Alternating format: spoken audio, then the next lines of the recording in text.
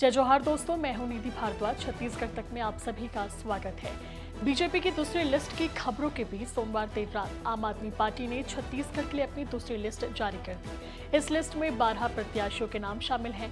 विधानसभा चुनाव को लेकर आम आदमी पार्टी दूसरी बार छत्तीसगढ़ में किस्मत आजमा रही है। दिल्ली और पंजाब में सरकार बनाने के बाद पार्टी ने अब छत्तीसगढ़ में फोकस किया है। इसके पहले आपने अपनी पहली लिस्ट में 10 प्रत्याशियों को मैदान पर उतारा था। इस तरह से आपने अब तक कुल 22 प्रत्याशियों को चुनावी रण में उतार चुकी है। चलिए दूसरी लिस्ट के उम्मीदवारों के नाम आप लोगों को बताते हैं। राज्य इकाई के कोषाध्यक्ष जसबीर सिंह को बिल्हा से टिकट दिया गया है। वहीं रायपुर के पार्षद तरुण वैद्य को रायपुर ग्रामीण से मैदान पर उतारा गया है।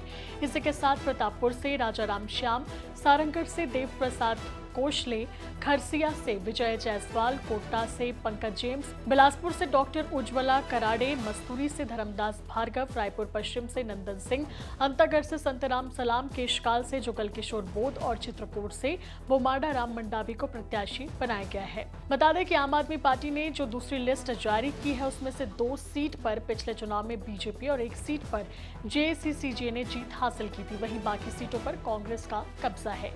चलिए आपको इन सीटों के वर्तमान विधायकों के बारे में बता देते हैं। प्रतापपुर सीट से कांग्रेस के प्रेम साय सिंह टेकाम, सारंगढ़ सीट से कांग्रेस की उत्तरी गणपत जांगड़े, खरसिया सीट से कांग्रेस के उमेश पटेल, कोटा सीट से जेसीसीजी की रेणु जोगी, बिल्हा सीट से बीजेपी के धर्मलाल कौशिक, बिलासपुर सीट से कांग्रेस के शैलेश पांडे, मस्तूरी सीट से बीजेपी के कृष्णमूर्ति बांधी, रायपुर ग्रामीण सीट से कांग्रेस के सत्यनारायण शर्मा, रायपुर पश्चिम सीट से कांग्रेस के विकास उपाध्याय, अंतागढ़ सीट से कांग्रेस के अनूपना, केशकाल से कांग्रेस के संतराम नेताम और चित्रकूट से कांग्रेस के राजमन बेंजाम वर्तमान में विधायक हैं।